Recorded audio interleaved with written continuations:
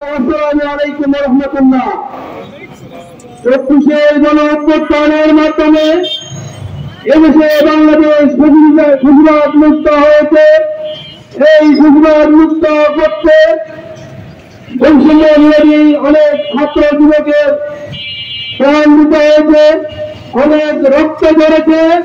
তাদের রক্তের বিনিময়ে সেখানে সাধারণ মানুষের কথা বলার জন্য অধিকার ছিল না, যেখানে সাধারণ মানুষের নাগরিকত্ব অধিকার ছিল না, যেখানে ভোটাধিকার ছিল না।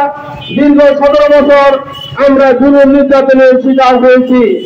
আজকে এই জুলাই আন্দোলনের মাধ্যমে একটি পরিবেশ ফিরে এসেছে।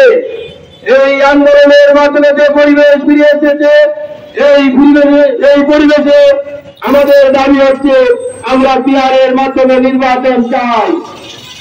আমরা এর মাধ্যমে নির্বাচন চাই। আমরা জুলাই সনদের ভিত্তিতে একটি গণভোট রচিত হোক, এটা চাই। আমাদের এই ৫ দফা কর্মসূচিতে আজকের এই মানববন্ধন কর্মসূচি পালিত হচ্ছে।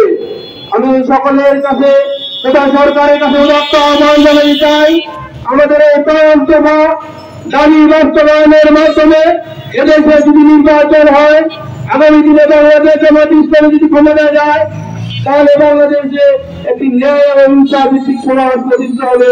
আমি এই উদাত্ত আহ্বানটাকে আমার সংক্ষিপ্ত আলোচনা করে শেষ করছি। ওয়া আখিরু দাওয়ানা আলহামদুলিল্লাহি রাব্বিল আলামিন। সম্মানিত উপস্থিতি, এই পর্যায়ে আপনাদের সামনে বক্তব্য রাখবেন পঞ্চগড় ২ আসনের গাইবান্ধার কান্ডারি সাবেক উপজেলা চেয়ারম্যান জনাব শফিউল্লাহ শফি ভাই। জনাব শফিউল্লাহ শফি ভাই। আলহামদুলিল্লাহি রাব্বিল আলামিন ওয়াসসালাতু ওয়াসসালামু আলা রাসূলিল কারীম। আউযু বিল্লাহি মিনাশ শাইতানির রাজীম। বিসমিল্লাহির রহমানির রহিম। ওয়া তাওসিলু বিহাদিল্লাহি জামিআ লাতাফাদাকু। সাদাকাল্লাহুল আলিয়্যুল আযীম। সম্মানিত উপস্থিতি এবং সম্মানিত সেক্রেটারি, সদস্য এবং সাংবাদিক ভাইরা যারা শুনতেছে এবং প্রশাসনিক ভাইরা সবার প্রতি আমার সালাম। আসসালামু আলাইকুম ওয়া রাহমাতুল্লাহ। হিন্দু ভাইদের প্রতি আগামী শুভেচ্ছা ভালোবাসা রইল।